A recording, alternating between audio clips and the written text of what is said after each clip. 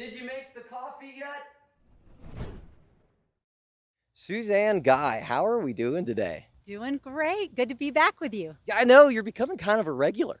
I appreciate that. I so value the topics that you cover. And we've got an important topic today, Suzanne, and we're kind of diverting from the typical like the walk and talk method. Right. We're going to kind of sit down and have a really good discussion because we are going to be talking on the topic of unity. That's one of the most important topics I feel like in this season that we are in, always, but especially in this season. Truly. Well, let's have a seat here. Okay. So, Suzanne, I've got to ask. I've seen unity come up multiple times in conversations, but I want to know real quick because I want to get a perspective from you.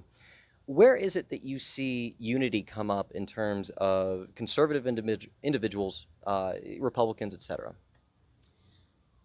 I see the issue of unity coming up with people having a concern that there might be a lack of, or there is a very clear lack of, honestly, amongst the people that are so beautifully chin deep and really being engaged and involved. And these are incredible people who really are go-getters. They have worked hard to clear their calendar as best they can to be as engaged as they can. Some are specific organizations, whether Republican or aligned with certain social justice important issues. But that's where I tend to see the real lack of unity and where the topic keeps coming up that we need to find a way to do better. Yeah, Suzanne, you're absolutely right. Okay, we are on the same page. That's so good. With me, I've door knocked. I've door knocked a lot. Yes. I door knocked for Jake Evans. I door knocked, college Republicans and various other organizations.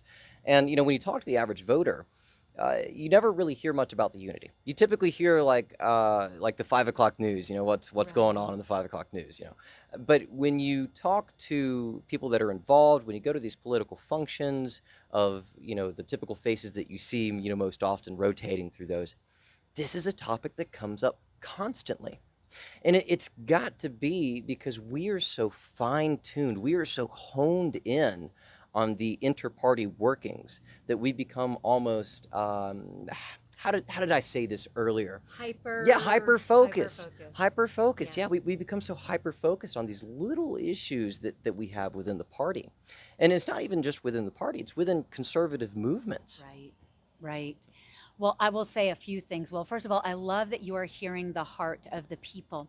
And it's usually those very people that have very busy lives and don't always have the time to be involved on that very in-depth level. So they count on people who do have the time, who have made it, whether it's their career or a lot of volunteer work, who've made it their job to be involved that way. So they look to those people to help them understand what's going on. So I think there's a greater responsibility for those involved in that way to make sure that we're sending a message, not a phony message, a true message, a Right. real message that while we have our different lanes that we're running in, that we can come together and support one another and have unity. Otherwise, we're sending a message to the people out there that are looking to a lot of these organizations. Hey, who should